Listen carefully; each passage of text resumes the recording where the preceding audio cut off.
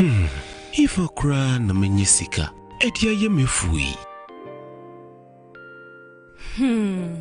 Ehinfa pa na menya bosia, edia tre medwuma yimu. Kai kra mabre, me busia ato taxi fufu. Suhum Rural Bank. Suhum Rural Bank.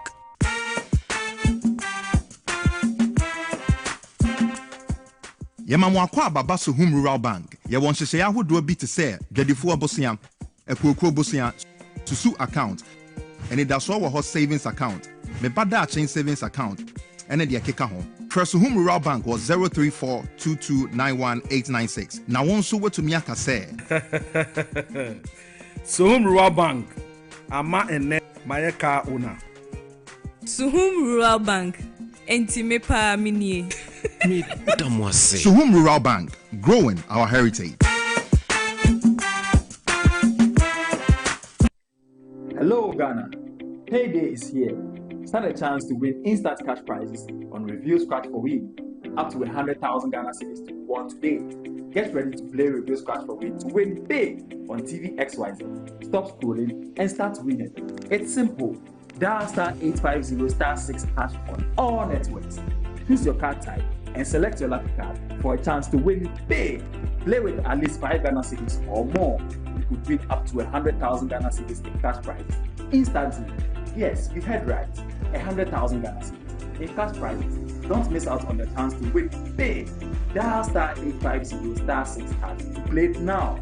Review Scratch for Win. Scratch certificate. Lady Sika pound. You must be 18 years and above to play. Terms and conditions apply. This game is regulated and approved by the NMA and the Caritas Platform.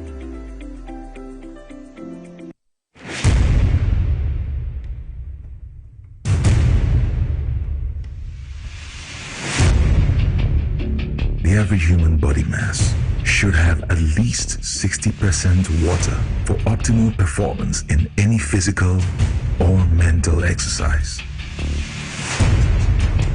We can help you maintain it naturally.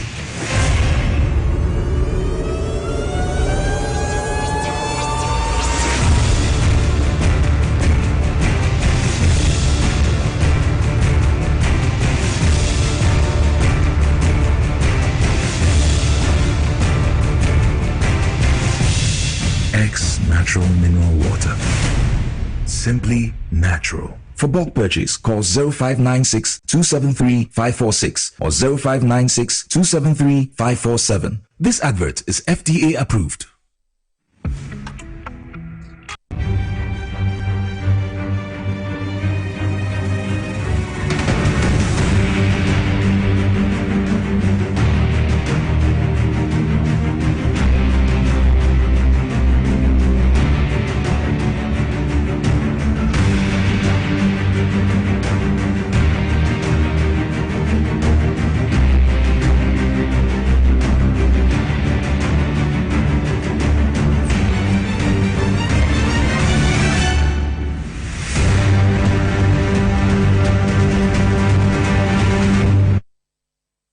Good evening, and I welcome you to your transformative program, Politics and Beyond.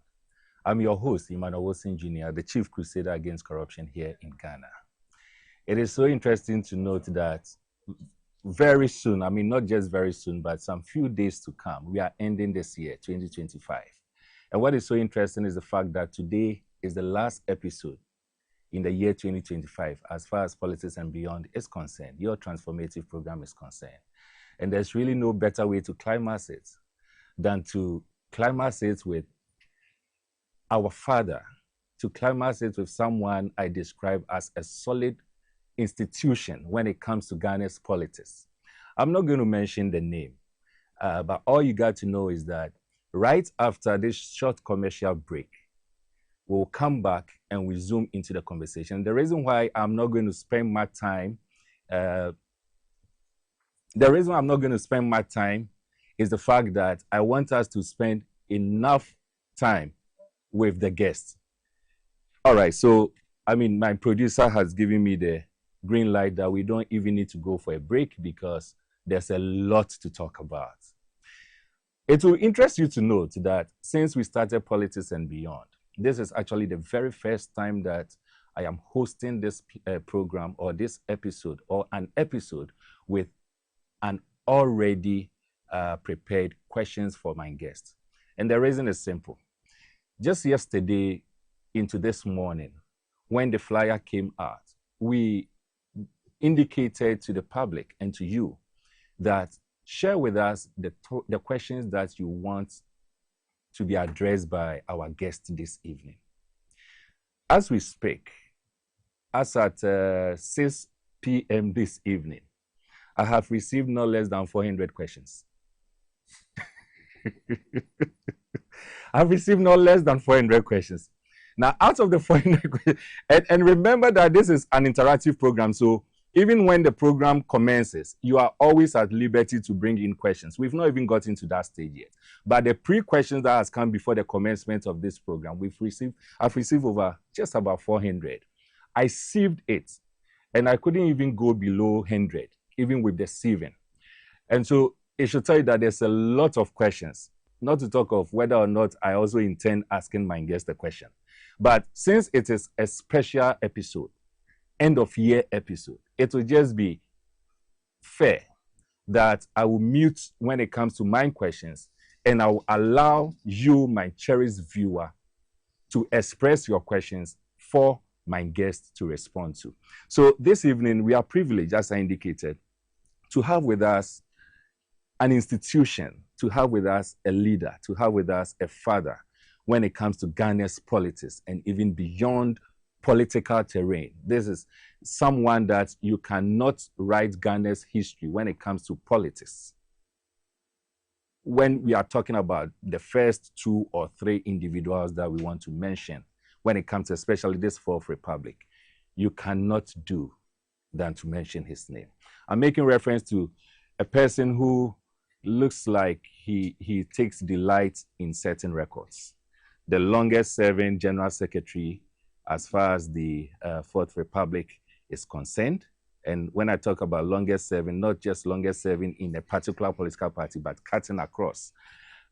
This is a man who led his political party to again make history in terms of the number of parliamentary seats that has ever been recorded as far as the Fourth Republic is concerned by one person or one political party. And the list goes on and on and on and on. I was telling someone who is a Gen Z, and I thought that person is not really interested in politics. So I said that I'm going to have a guest this Monday, that is today. And the person was like, who is your guest? I said, if I mention the name, you wouldn't even know because I know you are not interested in politics. The person insisted, and then I mentioned the name. And the response was so interesting. This is a young person. Her response was that, but who in this country doesn't know this name? You know, and that makes it quite interesting. And I'm making reference to your own, our own, my own, all of us. The man referred to first as General Mosquito, now as Chairman General. And I'm making reference to Mr. Johnson Asedun Ketia. Chairman General, welcome to Politics and Beyond. Thank you. How was your day? Very tiring because of the massive traffic situation in town. I can imagine. And a whole lot of things I needed to do today because I'll be out of town tomorrow. So that tells you the type of day I had today. That's right. Such a packed day. But we are so privileged to have you this evening, despite the fact that you've had such a busy day. Chairman, just as I indicated earlier, there are a lot of questions coming from my viewers. But I will want to kickstart this conversation by asking you a simple question. We know the name General Mosquito. We know the name Chairman General. We know the name Mr. Johnson Asedun Ketia. Who is Mr. Johnson Asedun Ketia? He's the one sitting here.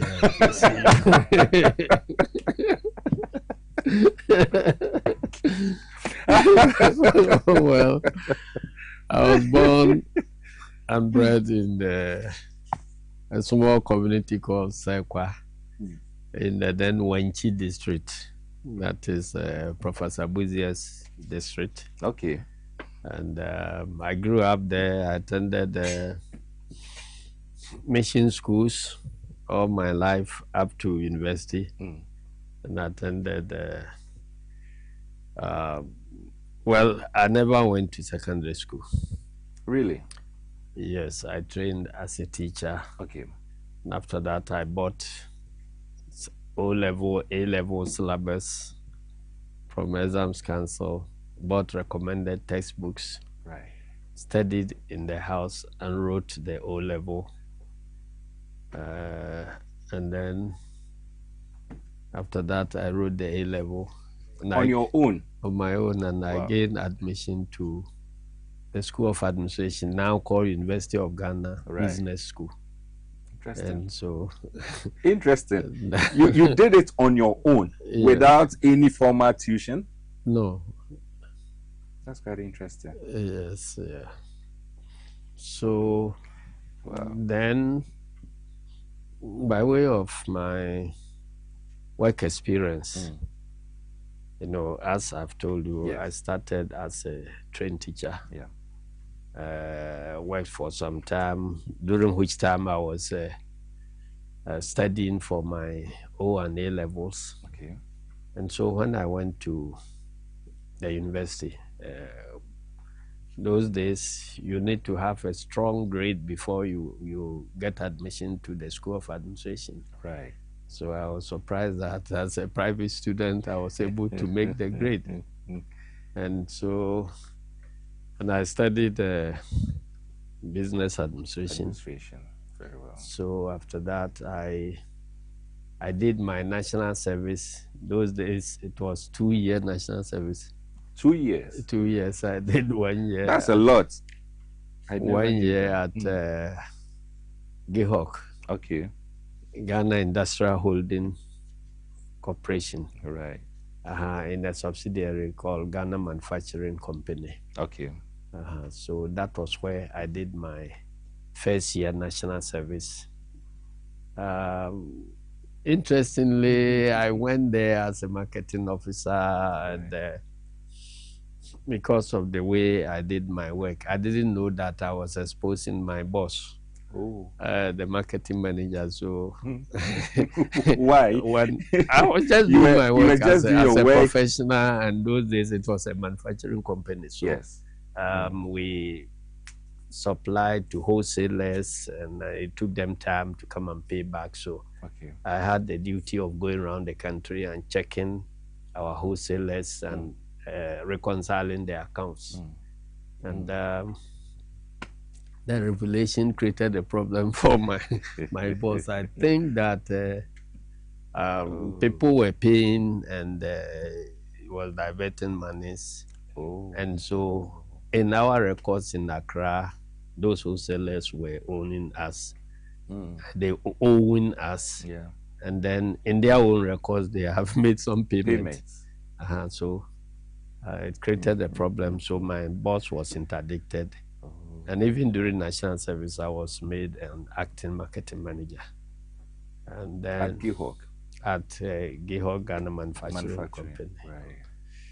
Those were the company that was manufacturing suitcases, briefcases, and trunks and other things. So now, when the first year ended, I was forced, or if you like, I was poached from GIHOC. Okay. And because my community had started a rural banking project, which had taken several years, because immediately after the project was initiated, there was a chieftaincy crisis in my community, which lasted for about 9 years. That's Sekwa. Sekwa. Right. And so, at the time I was doing this national service, we had gotten a new chief who happened to be my schoolmate. Okay. And so he declared that he wanted to establish the rural bank. So he made moves to the Bank of Ghana and all the rural banking department. Okay. And he was given a condition that if they will establish the bank, they needed a graduate in business. And I happened to be the only one. The only one there. So the whole community descended on me and said that whatever I was doing, I had to resign and come back and establish this. Yeah. They put a lot of pressure on me. At GIHOC too, my bosses felt that they had discovered a very bright person with a great future. That's right. So it was back and forth. Eventually, I took the decision to listen to my people. So I resigned, and I was sent for Bank of Ghana training in rural banking. Okay. And then posted to Asanwinso Rural Bank to do my practical training as a trainee manager at Asanwinso Rural Bank. Okay. So it was after there that I had to go back to my place to begin Nkraman Rural Bank. Okay, so it was Nkraman Rural Bank. Yes. But Chairman, before you continue, I'm interested in what motivated you to leave where you were working, because just like you said, even as a national service personnel, you were an acting manager. And so if it is in terms of, is it monetary? What really motivated you to leave to go to that rural bank? It wasn't monetary at all, because I was getting a better deal there. My motivation is always to serve my community. So when this thing came, in fact, resigning from GIHOC to go and start as a trainee manager for Rural Bank, I had to go through a lot of trouble. Maybe if I have to use this program to talk about that one, the time will still not be enough. But I was motivated to help my people. So, and naturally, I want to explore new areas. So, and I went there. I got the opportunity to, learn a lot about Western region at that time. I didn't know that I was preparing myself for a political position. National position. So naturally, when I entered politics, Western region became my second constituency. Any position I was contesting, I would win Western. Because they saw me as one of them. In fact, during the time I was there, that we established Bia Toya Rural Bank at Bonsunkwanta. It was our mobilization center. We established Kasemai Rural Bank. And that was the time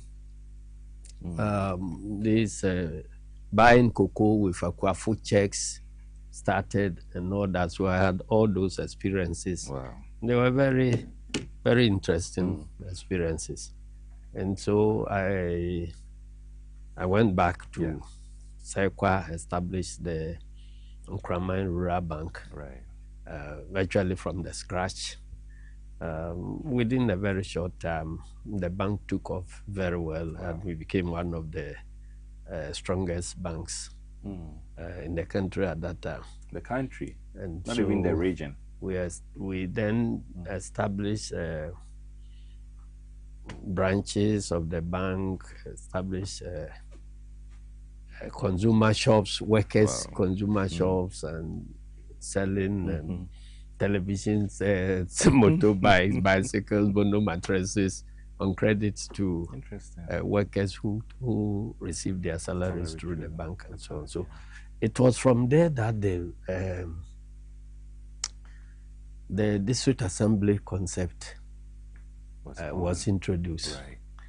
And so the first assemblies needed a certain type of expertise, which was not easily available in many of the communities. So again, my people impressed upon me to contest and become assembly member, because they will need people with some background in finance and accounting, so that we can help the assembly prepare their budgets and so on. So that was how I got to Wanchi District Assembly. So Well, I contested, but because it was the community that demanded my services. Once I filed, nobody else filed. Oh, so you went unopposed. Unopposed. But the first law, the decentralization law, required that even if you file alone, there must be an election, and you must get more than 60% before you qualify. Interesting. So you contest against yourself. So luckily I had over 80% of the votes at that time. So I went to the district assembly and all that. And so it was from the district assembly that wanted to go to depart from the PNDC and establish constitutional rule. Yeah. And at that time, to every assembly, every district was asked to elect one person to represent the assembly at the consultative assembly. So I won the election to represent Wenchi district at the consultative assembly.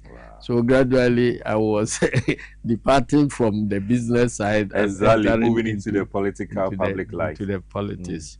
So when I came to the district assembly, by the time we finished the assembly, I had been identified and poached by National Trust Holding Company, because it was around that time that they were establishing the Ghana Stock Exchange. Right. Right. So they needed people with finance and banking background. So I applied, because some of my mates at School of Administration were actually working at National Trust Holding Company. Right. So they showed me that opportunity, so I applied and I was recruited. And so whilst writing the constitution, I started work also at the National Trust Holding Company. And so we were trained as stockbrokers and investment analysts and all that. And well, during that, when the company wanted to sponsor me, one question the managing director asked, that he thought it was going to be difficult for me to combine that course with my work at the consultative assembly. And I felt I didn't need to waste more time. I don't want to finish the consultative assembly before coming to start this course and so on. And since the course was established, we were about the third batch. So I wanted to,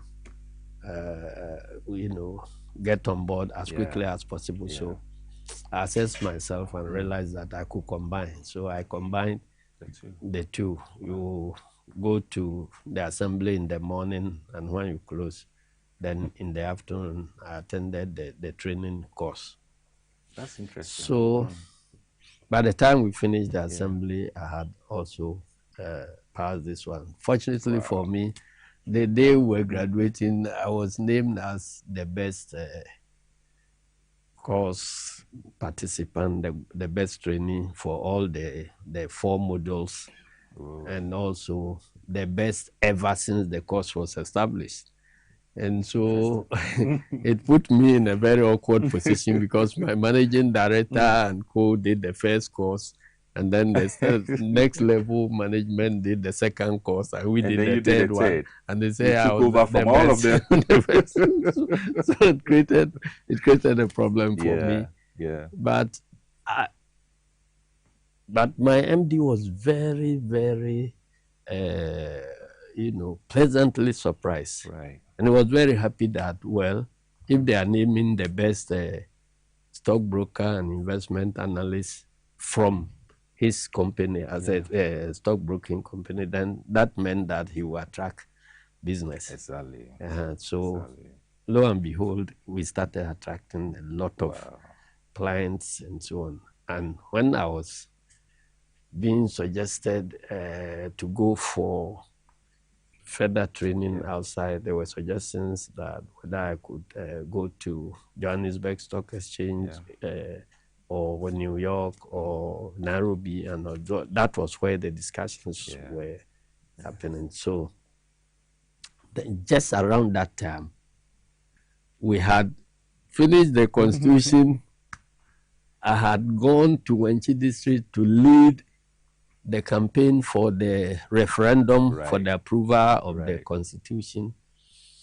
And so I thought I had done my work. So I came back to Accra to continue doing my business. Then my community descended on me again. That's the PNDC. Oh my goodness. The PNDC at the time, they formed the NDC. Sure. They had done a lot of research and so on to identify potential people who commanded respect in the various communities. Okay. So it didn't matter whether you were a victim of the revolution or not. Once you are seen as somebody who command respect and votes in a particular community, PNDC will find a way of encouraging you to join NDC at that time. So some of our founding fathers were actually victims of the revolution, but it didn't matter. So, and it made our story even better, because somebody will get up and say, yes, I was punished during the revolution, but I knew I had done something that was against the state and so on. So this is the right place to go. And then, so that's how we identified the founding members. And then our candidates too. There was another round of research to test the winnability of candidates and so on. Unfortunately for me, or fortunately for me, the research that was done in Wenchi district, the conclusion was that any party that will field Asiedu Nketia as a candidate is likely to win. It didn't matter which party. Wow. And so there was a lot of debate in my community because generally no other party had won any seats in Wenchi district apart from a pro-Buzia party. Right. But my father was a strong CPP. Person. But my maternal family was also very strong UP. That's an interesting one. and I never followed any of them. I did a revolution. I became a kidder. You know. It's interesting. So the three major parties were arguing among themselves. Each of them was going around claiming that I will be their candidate because they were privy to the research findings. So MPP was vigorously campaigning that I'm going to be their candidate. CPP was doing the same. And then the cadets too will say, comrade, how can you go and join any of this? You know. So, and my community also felt that since independence, we had never produced a member of parliament from Sekwa. And so my community was also upbeat.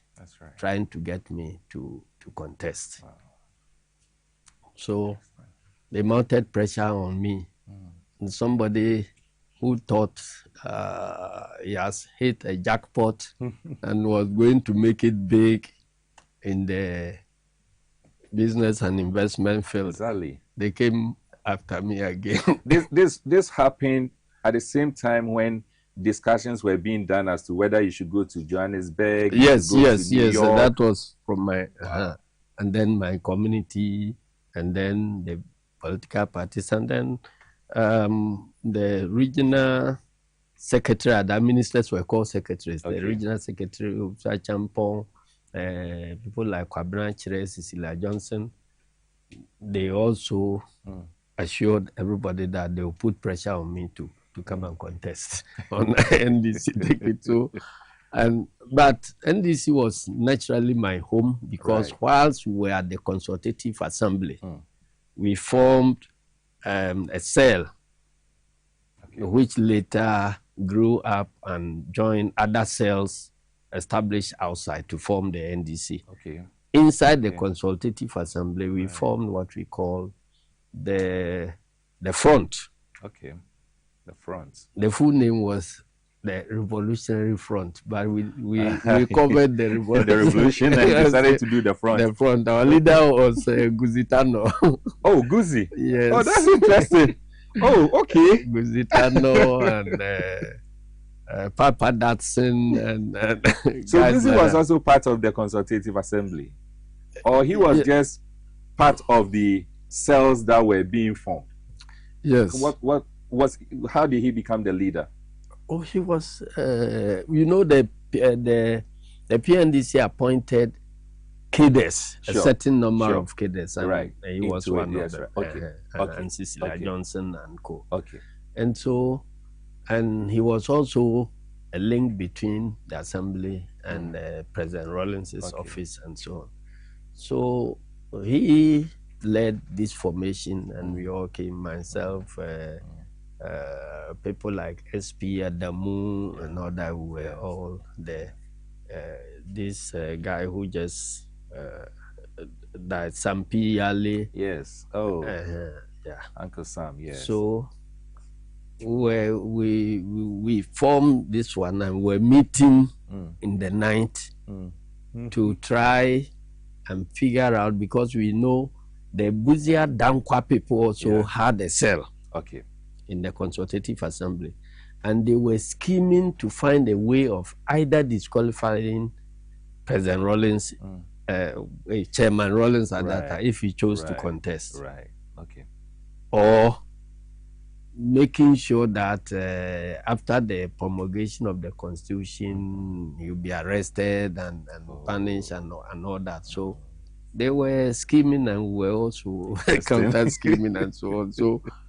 So we're actually part of the founders of the party. But after that, I chose not to go into politics, but I said I'll go and pursue this business field. Yeah. So it was this survey resource that changed the whole thing. That created a problem for me now, and they were chasing me all over the place. So it was a difficult decision. Right. But we had a particular lawyer, because a rural boy who had just come to Accra, and they are enticing you with the possibility of going outside the country. Those days, Bogapa. I can imagine. I can imagine. So it was difficult. Then there was this lawyer in the company. He was the general secretary of Pan-African Writers Association. The name had just escaped me. Bearded guy. Okay. Then he called me and said, look, what your community people are offering you, you better go for it. Right. Because wherever you work, however rich you become, you eventually return home. And if you had declined the service to your community, it will be a dent on your reputation. So you better go. Yeah. And if it is about traveling abroad, it is even better for you to go to Parliament, because then traveling outside will become like going to farm. Exactly. Yeah. So I consulted a few people and accepted it. And so I had to go out there to accept that I'll now contest. But because the three parties had done the work for me already, because each of them was campaigning with my name. Your name. So I just went there.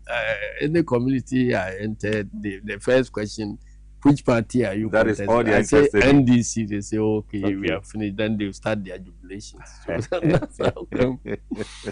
So honestly, I never, for all the 12 years I was in Parliament, I never went through primaries. It's interesting. But it's quite interesting, because not just that, it looks like all the way from your national service to getting into Parliament, you've had some unique ways around it. You know, being a national service personnel and yet being appointed as an acting manager. That is quite unique. Yes. That's really unique. Is there any secret? Oh no, I dedicate myself to any job that I'm assigned to. I make sure I do it well. And the results always vindicate the effort I put in. Sure, that is true. There's a lot to talk on that, but I want to be fair to my listeners. In fact, this is just my question. All the other questions and you are taking all the time. I'm taking all the this. So all the rest of the questions are coming from you. Not to talk of the ones that are yet to come. You can still share your comments and questions through the WhatsApp line on the screen. I'll get to that, but these are the ones that came earlier. Chairman, 4 individuals asked the same question. How did you attain the name Mosquito? Oh, I've explained this so many times, and I'm aware of it, but they keep asking. This came from 4 different people. I decided that I will not ignore it. How did you get the name Mosquito? Well, it was intended to break my spirit down. You know, I've been a fighter all my life. Wherever I find myself, I fight for the right causes. Yeah. And so, and I've also been a strong anti-corruption crusader. Very true. Yes. So it all happened when we lost elections. I won to become an opposition member of parliament when President Kufuor came to power. And I found myself on the appointments committee. And I tried to make sure that the right people got appointed as ministers so that they can run the country and run it well, even though they may not be from my party. And so there was this nominee from the then Brong-Ahafo, which happened to be my region. Okay. And I had a lot of, you know, debt from his past records. He had been a financial controller at Mem Timber Company before, which happened to be a government timber firm. And because of certain scandals, he was dismissed summarily. And so ordinarily such a person should not find himself into parliament at all. Right. But because of the money he was carrying at that time, he managed to pay his way and got to parliament. And so, and that year, because of his influence and the money he brought, because money had not been introduced into our politics at that time. So it was new for people to just throw money about and so on. So he managed to get into parliament and managed to virtually win almost all the seats in the Ahafo side for MPP. Wow. So President Kufuor decided maybe to reward him with a ministerial appointment. And they couldn't get any other ministerial appointment than the Minister for Lands and Forestry. Ironical. Yes, and I said that no, this will be over my dead body. Because the man has stolen and had been dismissed summarily from Mem Timbers, which is a government company, which will be under the Minister for Lands and Natural Resources. So if you put the thief there, you will now go and be punishing the people who's acting in the first place. So this thing should not be allowed to happen. So I decided to fight. Right. And I had all the records. So when I started it, you know, they thought I was joking. But I had majority of the committee members behind me. Then if the MPP people, it didn't take a long time. Maybe they had been called and advised, so they abandoned me. I was left with the NDC people. Then they also started abandoning me one by one. So we got to a point where I was alone. One man. That's interesting, soldier. One man against the council. That's interesting. There was a novel, and there was somebody called Mr. Ladipo. One man against the council. So I decided to fight the battle alone. And I won. And the guy never got the opportunity to become a minister. He was the first person in President Kufuor's list of nominees Yeah. who was disqualified. Wow. And so, as a payback, Yeah. the MPP people decided that I was operating like a rebel. That time there was this General Mosquito, who was a rebel leader in Sierra Leone. Oh, okay. So they said I was a rebel, so they named me General Mosquito. They thought that was meant to break me down. Yeah. So I studied this as I'm a teacher, so teachers, we are used to be called nicknames. That's right. The best way, when your students start calling you nickname, the best way to get around is to adopt that nickname. Because if you try to punish them to stop it, it will escalate. It will escalate. They will hide somewhere, then they will call you. They will call it, then they will run away. They will torment your life. And so I decided to adopt it. That's why I became known as General Mosquito. That's interesting. Yes. So it's actually a name or a title that was given to you by the opposition. By the opposition. They thought that they wanted to make, to break me down. So I adopted it. And today, I have more than 200 people around the country who have adopted the name General Mosquito. That's very true. Their children General Mosquito and so on. You've given birth to a lot of General Mosquitoes. So one day, I intend gathering all of them across the country.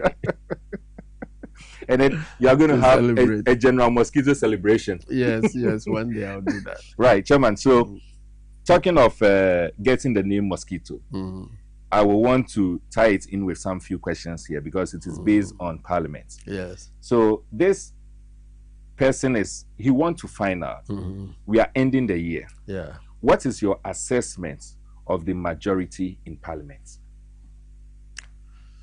Well, they have done what they could in the circumstances. If I say so, I want to imply that once you get people elected to Parliament, it is our duty as leaders of the party to quickly take them through strong orientation. Okay. Yeah. We in leadership have not done that. So in a sense, we have failed them. Okay. But it is not something that we intentionally did. We're struggling to get our government formed within the 100 days that we promised. And we went through these difficulties of having plane crashes here and there and many other challenges. And so it has not been possible for us to take the new ones through orientation. And so there may be, so I am disappointed that with this huge majority, at times we find it difficult to get numbers to match MPP. That's true. And it is something that we have to work on very strongly. I'm impressed about the performance of our leaders on the floor. Okay. But what we need to maybe work on is maybe to be able to mobilize the members at whatever time they are needed in the House. So that is the area, because we are dealing with new leadership also. So you need to help them manage the mobilization very well, so that at any point in time we need them, we'll get them. And also, I think there are a few things that we could have done better. Yeah. For instance, there is this the move to introduce and push private members Exactly. Bill. law. Yeah. You know, the history of lawmaking in this country has been that it is always very difficult to get a private members bill passed into law. Yeah. The reason is that we inherited the British system, where there is a clause in our constitution which says that any law or anything in a law introduced in Parliament that has financial implications must be introduced by the government in power. Sure. Okay. Sure. So any bill, private members bill, anybody wanted to introduce, they can read into it some financial implications. Very true. So that used to be something that had blocked private members' motion. It was Speaker Michael Quay's time that they managed to get over that, and even that at all, we don't have too many successful private members' bill. So if our side decided to move a private members bill, or even if the two sides decided to do a private members bill, it means that it comes with implications. So maybe the first thing would have been our members on the floor, right, or the leadership can bounce it off the political committee, so that we all get a buy-in that it is something that we want to be done. Because once it is led by our leaders, whatever the implications are, the party cannot run away from it. So our political committee is chaired by His Excellency the President, and then the leadership of the party are there. And so leadership of our parliamentary caucus are also represented, and the national executive, we are all represented, plus other members of the Council of Elders and very experienced and knowledgeable people. That's why we call it political committee. So this is a committee that ought to be engaged on decisions like this. Right. So once we get the full backing, then our leadership will now go with the confidence that whatever they are doing has the backing of the party. I didn't see that happening. Right. And then, but that said, once the process had started, and it has gone through some preliminary parliamentary processes, it means that the bill has now become the property of Parliament. And even those who are introducing it, they cannot on their own free will even go to withdraw it. They can withdraw it only through by the leave of Parliament. So if Parliament decides you want to withdraw, and you go there and ask Mr. Speaker that you want to withdraw, and the Parliament decides that no, we want it to proceed. Then you who introduce it, your hands will be tied theoretically. That's interesting. Okay. Right. But that is not to say that it cannot be withdrawn. Because even if at any stage, if we had met and decided that, well, this thing does not serve the interests of our government and our party, who form the majority in the House, that will have to give the leave for the withdrawal. Is it not NDC? That's right. That's right. Yeah. So if we call our members and say that this thing will be moved. When it is moved, all of you accept that it should be withdrawn. Then it wouldn't generate any controversy. Yeah. Okay. Yeah. Because that engagement too had not taken place. Sure. That was why the president's advice was taken out of context. And it was made to look like the president was challenging parliament and so on. I felt the same. So our friends, why would you feel the same? Because honestly, how I also felt. But NDC is NDC. But the president is the president. The president is the leader of the party, NDC. So he's also the leader of our members of parliament. That's very interesting. Right. He's also the leader of our members of parliament. So he acted in the capacity as the president or the leader of the members in parliament? I don't know, but whatever the case is, he's our leader. Right. You understand? I get you. It's our leader. So if MPP was complaining, they were, I don't know why they were complaining, that a president who suggests that he doesn't want, in his opinion, this thing shouldn't happen, it shouldn't happen. Then you get up and say, President is dictating to Parliament. Right. Right.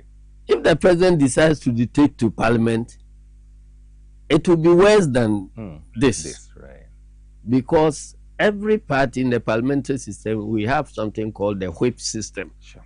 Okay, that whip system, that is the reason why we have a whip. Minority whip, majority whip. So whatever is going to be discussed in Parliament is the party feels so strongly that it must go in a certain direction because of our manifesto commitments. Sure. Very well. Then you just tell them that, look, this is the party line. And some people misconstrue the whip system as dictatorship. It's not dictatorship. We have gone into elections marketing a certain program. Okay. So when we're marketing that program together with our MPs, were we deceiving Ghanaians? Okay. We're not. Yeah. And so if Ghanaians have bought into that program, it has to be implemented. Sure. So if a section of it has to be led, the implementation has to be led by our members of parliament. Yeah. And you tell them that we have committed ourselves to doing this thing. So this is the role you have to play. They have to play it because the promise was done by all of us, including our members of parliament. Yeah. And they are not there as independent candidates. They are not independent candidates. Yeah. They are there on the party's ticket. And if the party has committed that we would be appointing 60 ministers, and somebody from our party or somebody from MPP comes to move a motion that, no, 60 ministers is too small a number, we must have 100 ministers.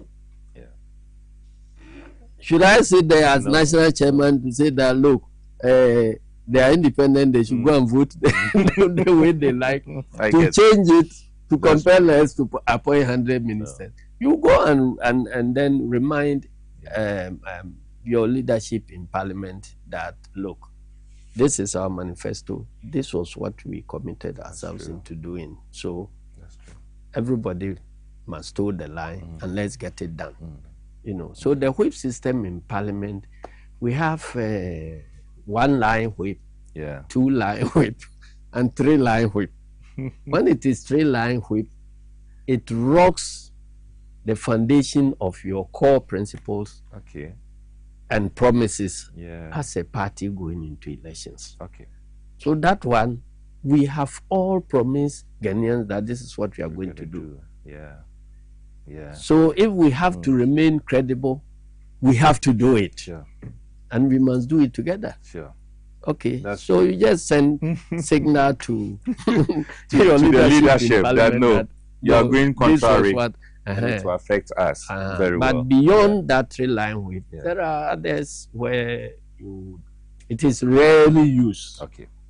Because you don't want to use 3-line whip to stifle debate in parliament and so on. And there are times where specific constituency interests coincide with the general party interest. Yeah. So you allow the representative of that constituency to ventilate the challenges of his constituency. That's all. That's allowed. That's right. Still on Parliament.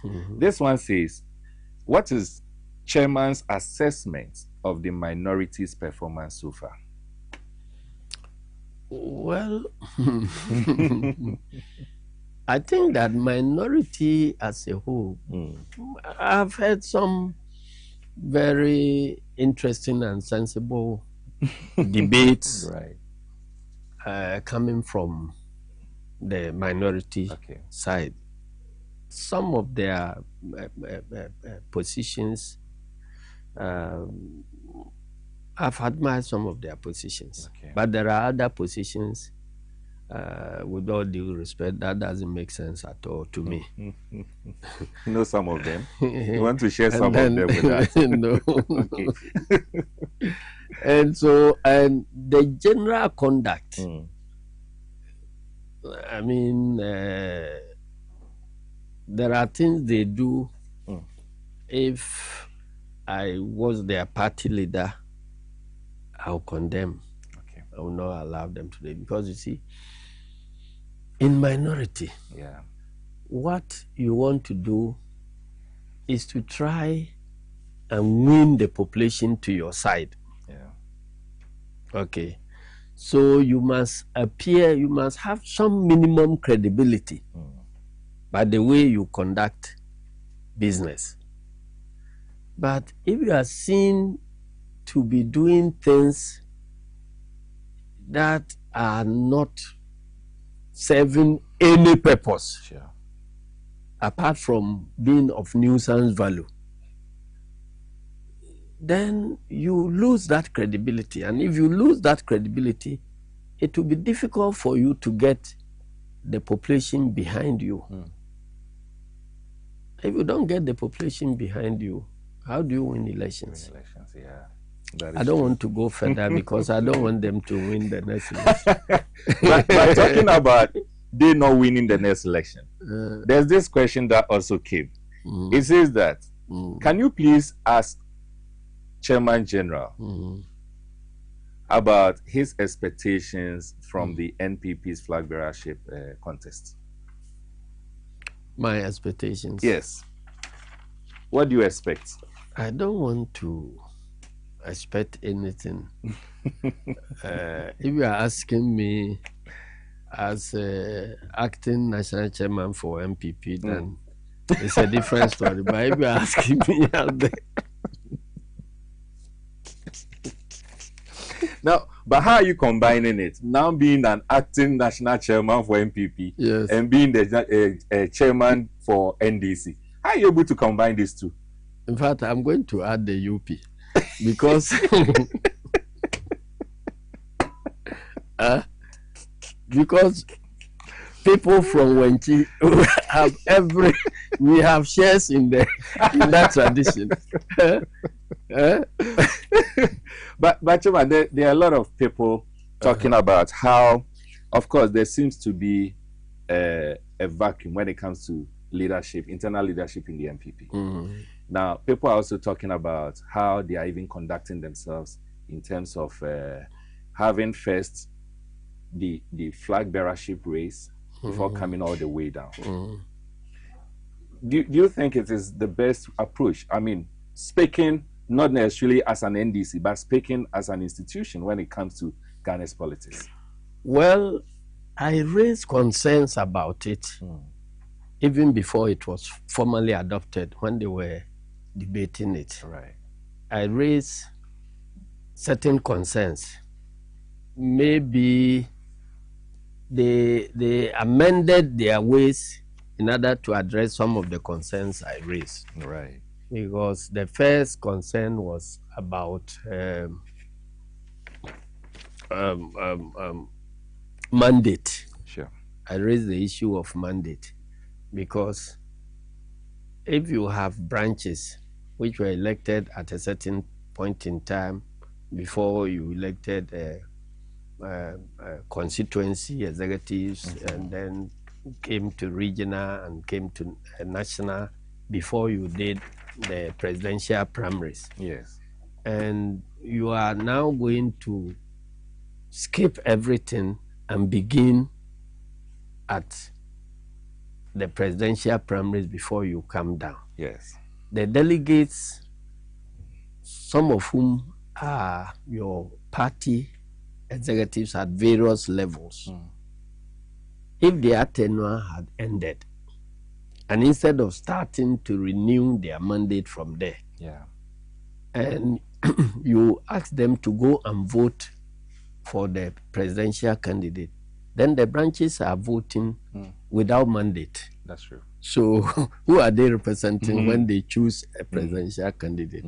I raised that issue, that it is dangerous. Somebody could take them to court.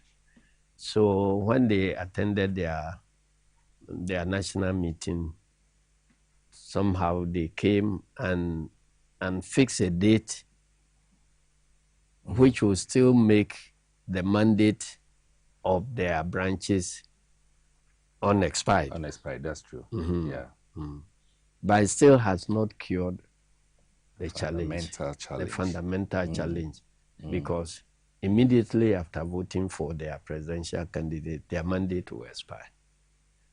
So if you have somebody who is who has 1 month to live, and you want the person to select a candidate who will be marketed by new people, who had no hand in selecting that candidate. So it's like somebody has made a choice and you are compelled to now go and market that choice. It's difficult. That's true. And again, it can lead to purging of the party. Okay. And the purging can also lead to people defecting from the party en masse. Okay. You see, if you realize, there are times when, as a general secretary, I try to combine parliamentary and presidential primaries. Exactly. Yeah. The logic is that it is not every member of parliament who will be towing the same line. In fact, if all of them tow the same line, it's dangerous for the party. You must allow them to, take their own positions and not to be compelled. But if you choose the presidential candidate before coming to think about the parliamentary candidate, a presidential candidate who is very dictatorial can send signals that anybody who did not support my bid as a presidential candidate should not be given the opportunity to become a member of parliament. I can't work with them. That's and true. We saw it during Nanado's time. Yeah, he said it so boldly. That is part of the challenges they are dealing with now. Sure. Okay, if at that time they had stood up and faced the issues, maybe they could have stopped him in his tracks. Right. But they all behaved cowardly and allowed the problem to fester. And they are now reaping the results.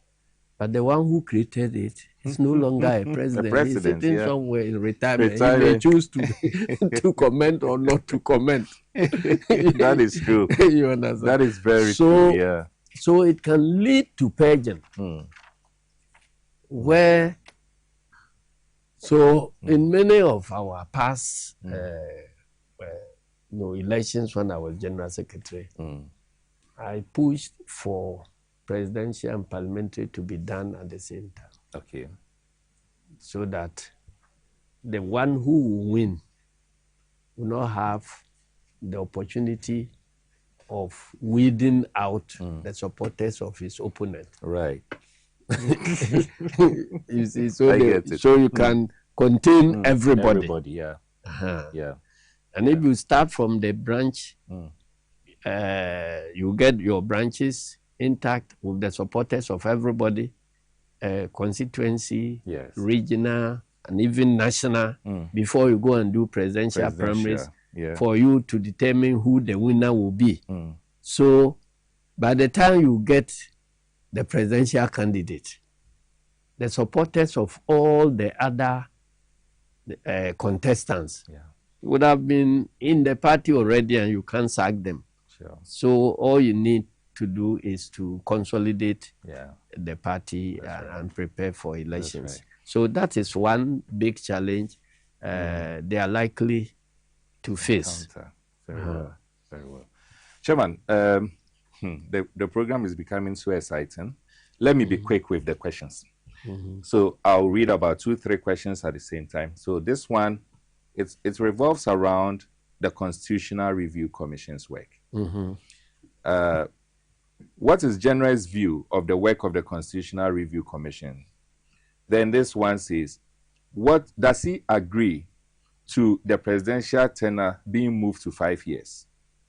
This one also says, how feasible is it to have EC and their deputies' tenure being limited to 10 years? And then this one says that, will it help our governance to have persons with dual citizens to be allowed to contest in parliamentary elections? And then finally, on the constitutional review, this one says, does chairman support the calls for constitutional reforms which allows chiefs to engage in partisan politics?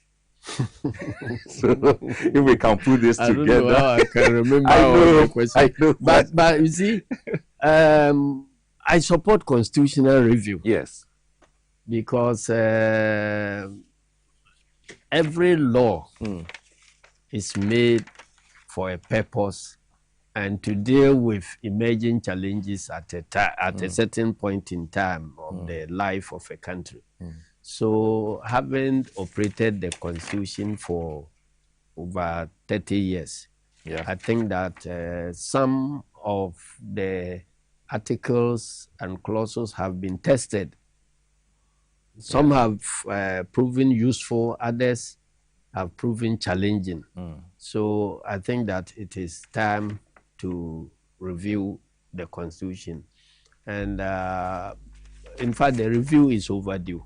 Right. When President Mills started it, we all thought that by now we would have done with it and washed our hands.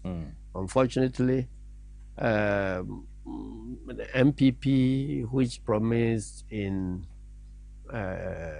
before 2000 that their biggest problem was the Constitution, and that Ghanaians should vote for them when they immediately they assume power, they will change it.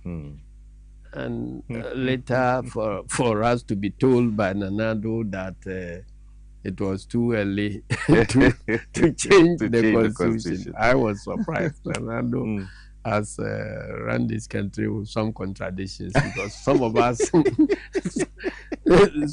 have worked with him before, you know, and what he stood for in those days could not be put to practice when he became the president.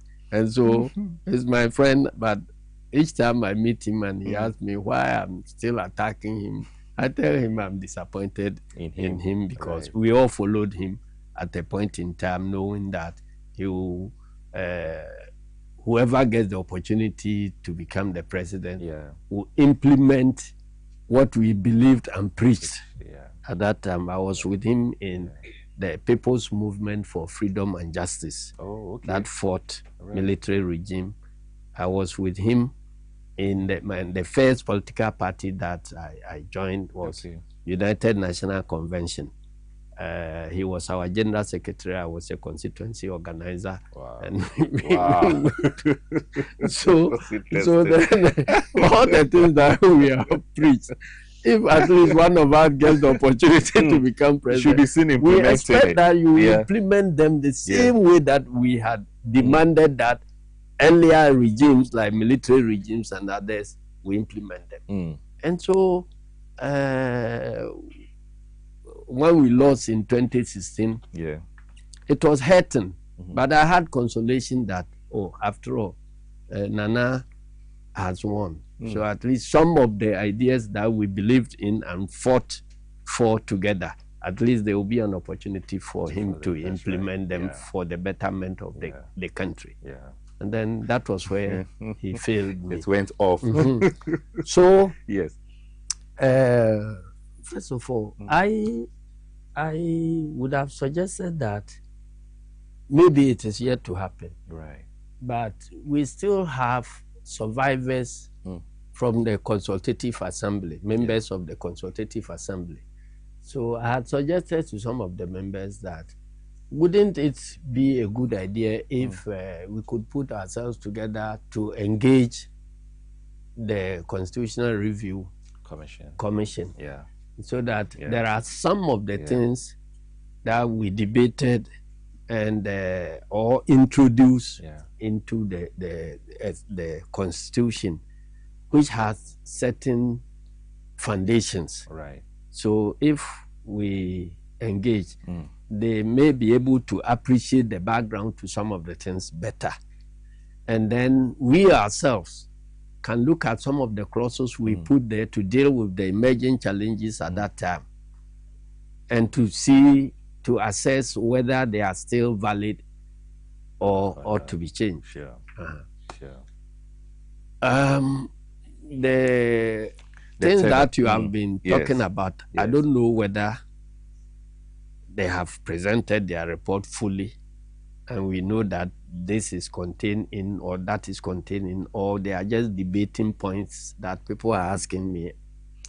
So these specific ones, per some reliable media sources, it looks like today's presentation, they got it from the presentation. Okay. Yes, so they got the first one, which says that the tenure should be moved from 4 years to 5 years. I'm yet to read the report fully. Yeah. But I would not be surprised if there is that change, because even at the Consultative Assembly, the debate between 4 years and 5 years it was a very heated debate, and the outcomes kept changing with every vote. There were the earlier times, we accepted 5 years, it went to a certain stage, we changed and took 4 years, and then it came back and back and forth. So, and having practiced the 4 year thing over the years, I think that it will not offend some of us much if it is moved to 5 years. Yes, very well. Because how to calibrate whether you should go 4 years or 5 years or 7 years or whatever is that, see, you may have a good government. Sure. If you have good people running the country, then you want those people to remain for much longer. Exactly. Okay. Yeah. But there is no guarantee that you will always have good people.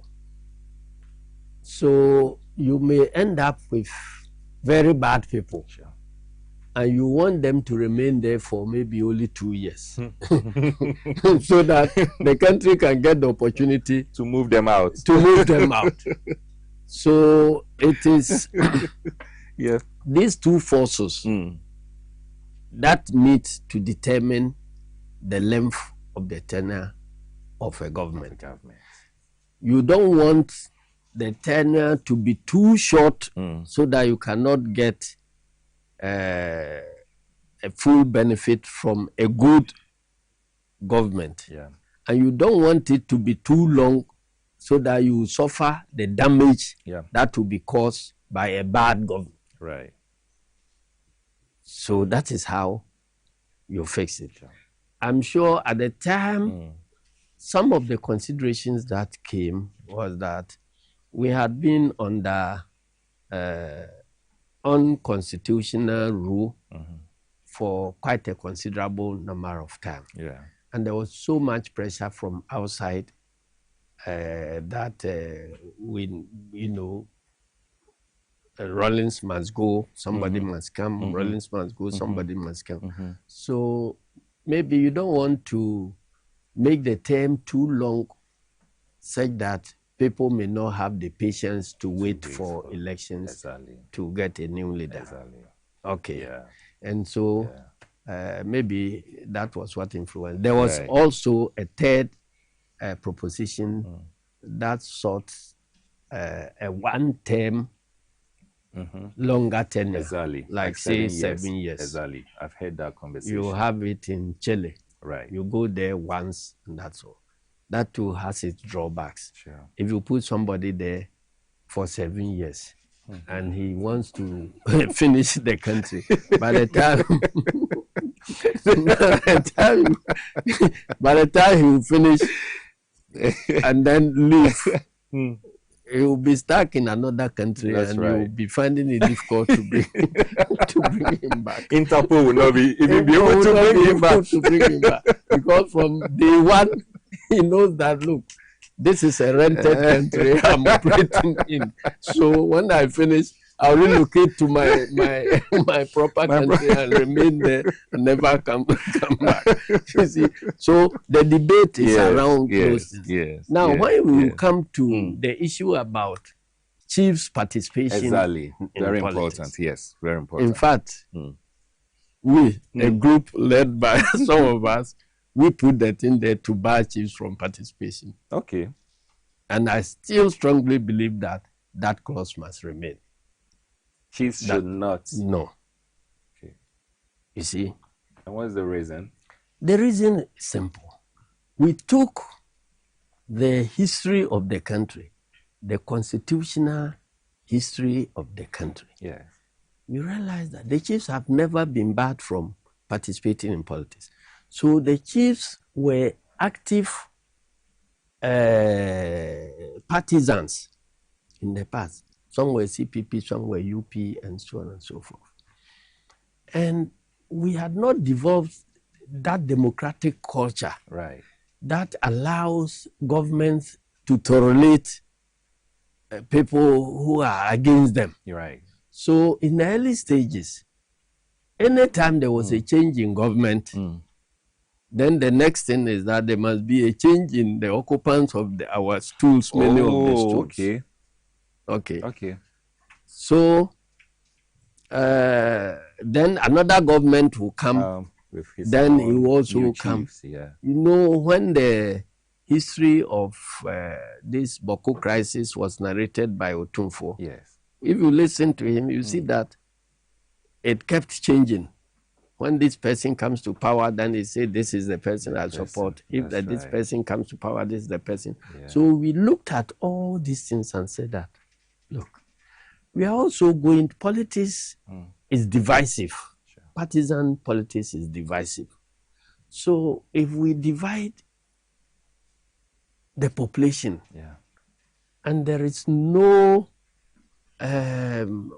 uniting force that can, bring order in society when society is so polarized, it will be dangerous for the country. That's right. So we felt that let us protect chieftaincy.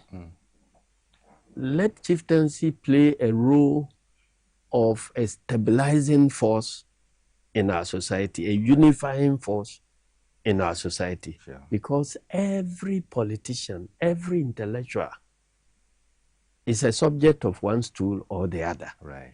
And so when there is crisis, there is serious disagreement, and the chiefs come together and call the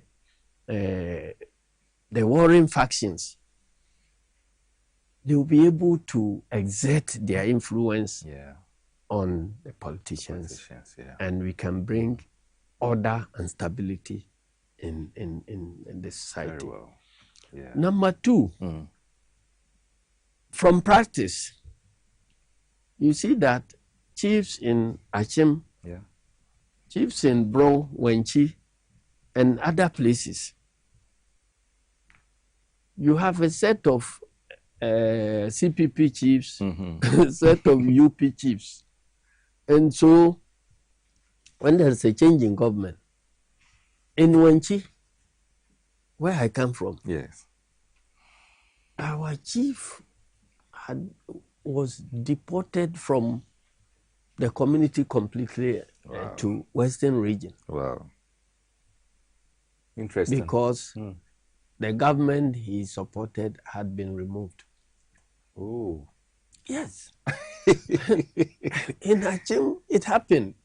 In other places, when they are removed, yeah, they are humiliated in such a way that in some places, I don't want to mention, you see paramount chiefs who were so powerful a year earlier will be so impoverished that they will be doing menial jobs and other things that will just dehumanize them. Then the third was that we wanted to remove the cause of distance so that no government will be able to remove a chief. Right. So we said the chieftaincy institution is guaranteed. Yeah. Then chiefs, the selection of installation of chiefs and queen mothers should be done by their cultural traditions and practices, by the people over whom they will exercise their chieftaincy, and not any outsider like government in power and so on. So before the constitution, we were having the government in power had the right to recognize chiefs, and when they withdraw the recognition, it means the chief has been destood. That's not good. So we ask ourselves, if I'm installing, and you know, there will be, the president will come from just one traditional area. Yes. You see? Yes. So, like President Mahama is a Gonja. Sure. So what role should he have in installing an Anglo chief? That's true. He does not belong to that tribe. Doesn't even know their culture. He doesn't know their culture. Yeah. But if you left this recognition and lack of withdrawal of recognition there, then the president can direct that we have withdrawn recognition from this chief, and that will be the end. So we say that if the Gonja people are installing their chief, let the Gonja people install their chief. And once he is installed, let it be published in the official state journal. That is the Gazette. So once it is published there, it is noticed to everybody that the person, the people in this community have selected this person as their chief. That's true. So government should not go in there. Now, the reverse argument is also that if government cannot remove a chief, what causes or what motivates government to want to remove certain chiefs? That's true. Because when I'm campaigning, and then you go and join the party of my opponent, you campaign against me, and I win. Would I want to leave you there? You see, I want to remove you because you wanted to remove me. So then I must so now I have the power, so I want to remove you. So that was the motivation of people in government wanting to remove chiefs. Yeah. And in a community, our customs and usages require that chiefs must be accorded utmost respect and reverence. Now, if a chief joins MPP in my constituency, and he's there, MPP chairman, this chief there is MPP chairman, and you are also NDC candidate. Yeah. And the chief is on platform campaigning, insulting you, and heaping allegations on you. That's and true. All that. It is not our cultural practice that when you are even attacked by a chief, you can also go out there to respond in equal measure. Exactly. But these politics, if I leave you and don't respond, it means that I'm losing the election. Yes. So I also be forced to mount platform to also respond. That's true. You see? Yeah. And that response could be taken as disrespect for the chief who should not be spoken against. Exactly. So that also will lower the dignity of our chiefs. Sure. So we looked at all these things and said that no.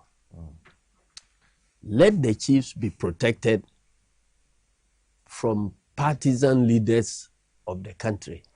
So the chief will remain a chief irrespective of which party is in power.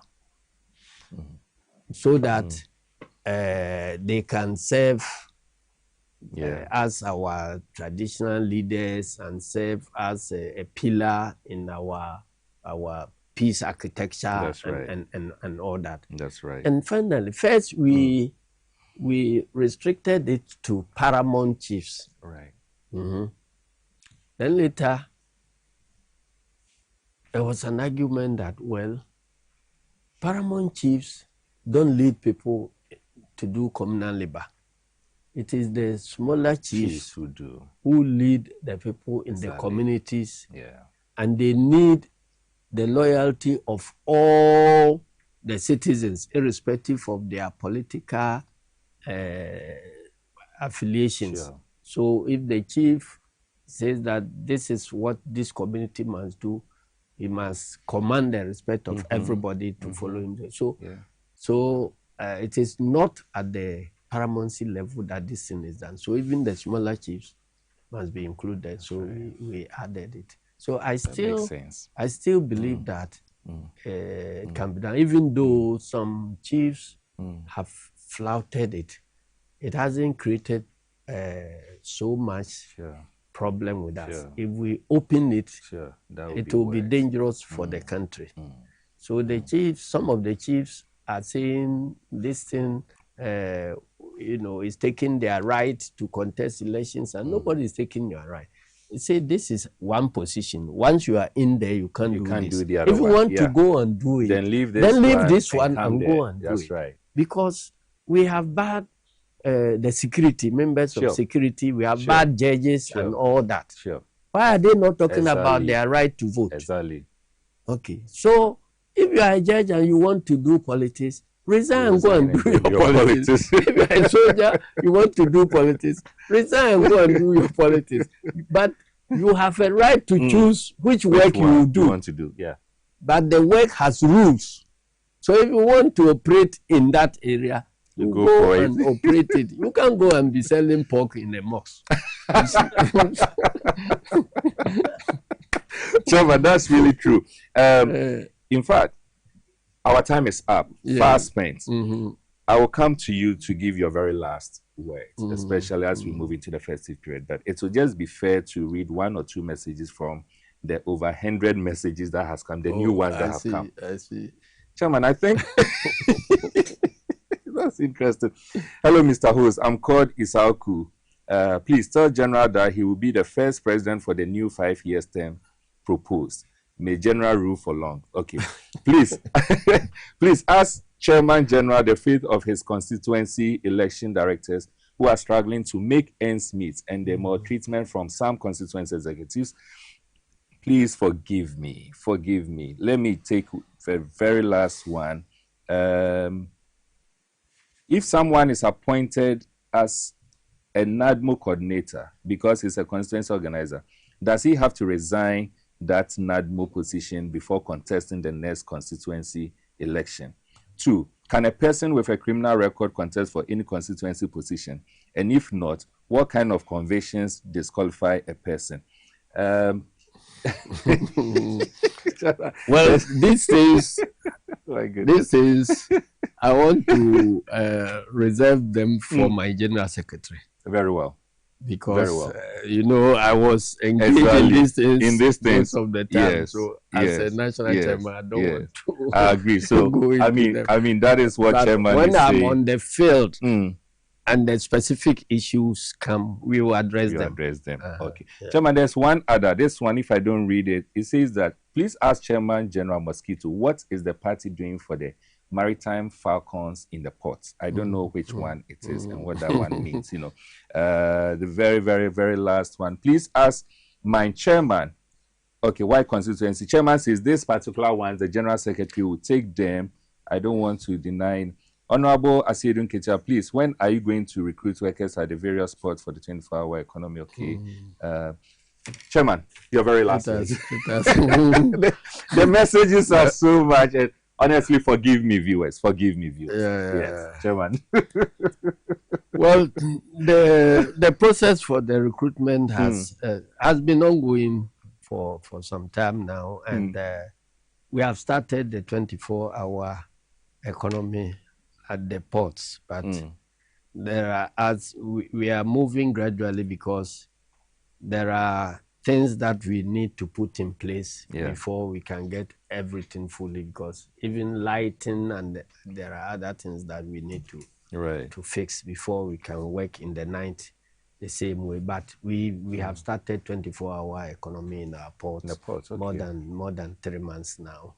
Oh, that's interesting. And it's working very, very well. And we intend to go full blast in the coming year. But let me tell you, those who are talking about this, I don't know whether you watched me in Fosu over the weekend. No, I didn't. Is it the festival? The festival, okay. I met Kennedy Japan. Okay.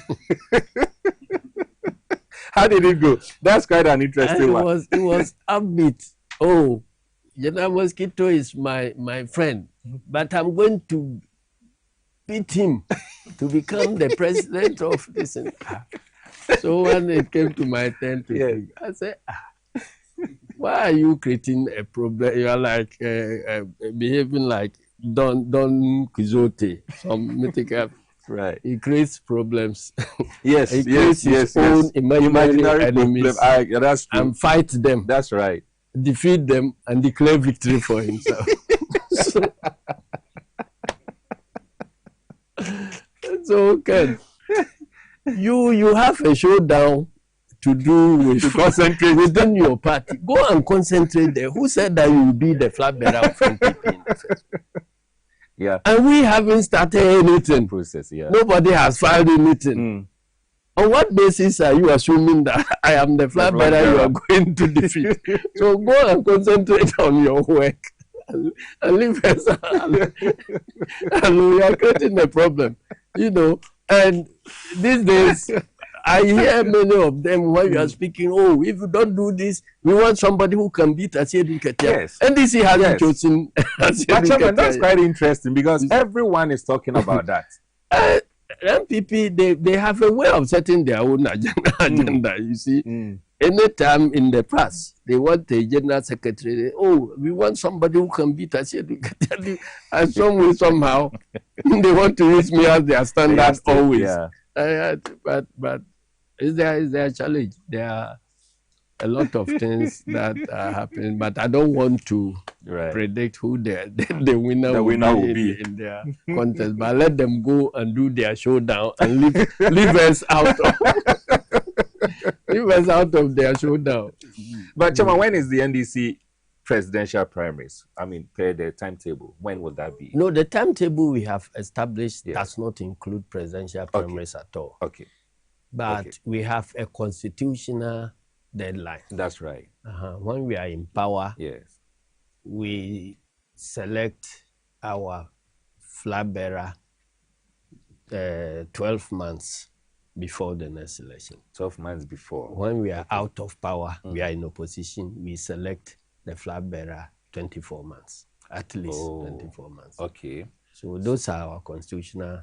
But our process, they begin from branch to constituency to region to national, so that the new national executive, when they take over, they will establish the timetable and all that leading to the next election.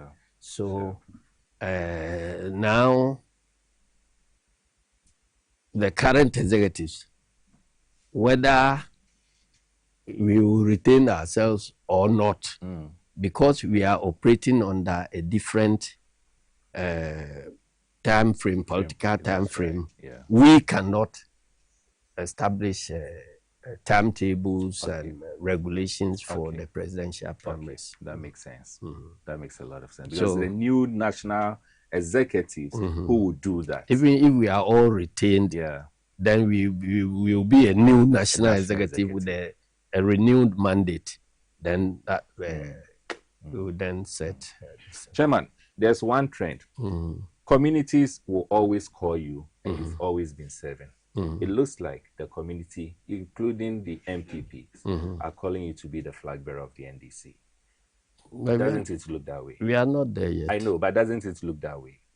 Oh, judging from the pronouncements MPP are making. And even... But your opponent, you want to listen to your opponent. You want to listen to your, then you are finished. It's not always that you listen to your opponents. That's true. I agree. But we have a year. Some of them, some of us, if MPP, we are commenting on MPP issues. We comment as faithfully as we can, because we don't, because we think that our democracy will be stronger if you have stronger and well-managed political parties to go into contest. So when there are issues in MPP, and I talk this thing before, when President Rawlings was about to go to, his tenure was ending, then MPP, because the government has performed, and MPP didn't have any rallying tool.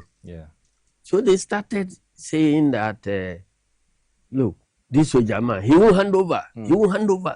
So throughout the country, everybody was saying that, Rawlings man said that when he loses, he should hand over. He won't hand over. So the debate was not about the achievements of President Rawlings again. So they managed to divert our attention, whether he will hand over, not hand over. It's a strategy. And radio discussions, everything was about that. And it was putting pressure on President Rawlings. Then he decided in his own way to throw in something that will answer them. So he went to Swedro and said that, oh, my vice president is a nice man. When the time comes and he wants to contest, I will support him. Hey, Swedro declaration. That's really an interesting way to say that. Swedro declaration came. And they hyped on Swedro declaration, making it look like it's unconstitutional. Rawlings is a dictator. This. So some of our people swallowed it. And then started some resistance movements in the party that eventually led to the splitting of the party. You see? So history doesn't repeat, but it rhymes. Great. So we have to be careful when we are discussing. That's an excellent one. We have to be careful when we are discussing some of these things. And truly speaking, General Mosquito, among other things, is just a wise person. I mean, he speaks wisdom and absolute sense.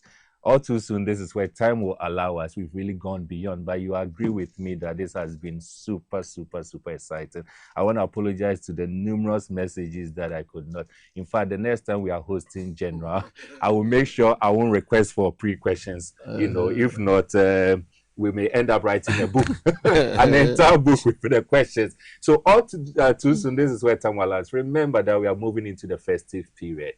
Please, let's be very careful. Those of us traveling, whether driving, whatever we are doing, let's be extremely, extremely careful.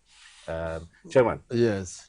you want to summarize it for us? Yes, on behalf of the National Executives, I want to wish all Ghanaians and members of the National Democratic Congress, specifically, a Merry Christmas.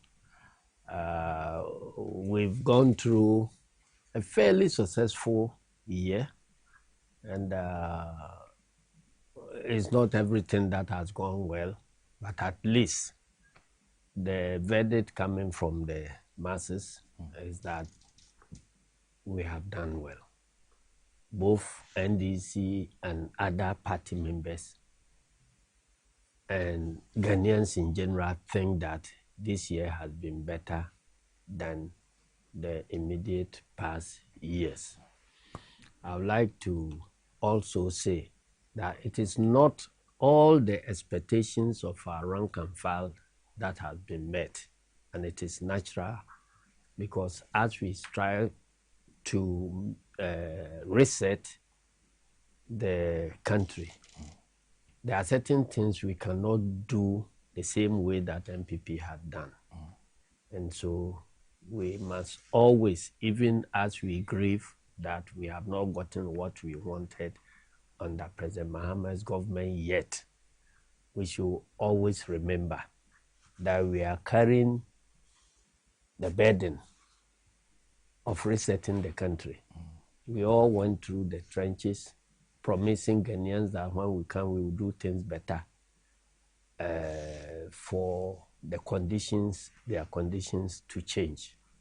In our effort to do things better for the conditions of the ordinary Ghanaian to change, we cannot be repeating certain things that MPP did exclusively for their family and party members. And so let us keep our hope in President Mahama's administration, and the conditions of living that are improving has impacted on everybody, whether you are NDC or not. Don't fall for the teasing and taunting of MPP people. Oh, you were riding the same bicycle. When you came to power, you are still riding the same bicycle. They want to exchange positions with you to be in government, and then you will be in opposition. If you listen to them, the day you find yourself in opposition, you'll be laughing at the wrong side of your mouth. You will regret. You will now see through their taunting that it was meant to weaken you, so they take over your position. I wish all NDC members Merry Christmas and a Happy New Year. Let us resolve to do things better in the coming years. Thank you, and may God bless our homeland, Ghana. Thank you so much. And I also want to use this opportunity to thank Mrs. Johnson Asidun Ketia, my own mom, for also allowing the husband to spend this time with us. I wish you, Mom, a very Merry Christmas and a prosperous New Year. So we meet again not next week, but next year, because it's the last episode. So we meet again next year. I'm still your host, Emmanuel Wilson Jr. And on your behalf, I want to say a very big thank you to Chairman General. God richly bless you. And again, Merry Christmas. Stay tight. And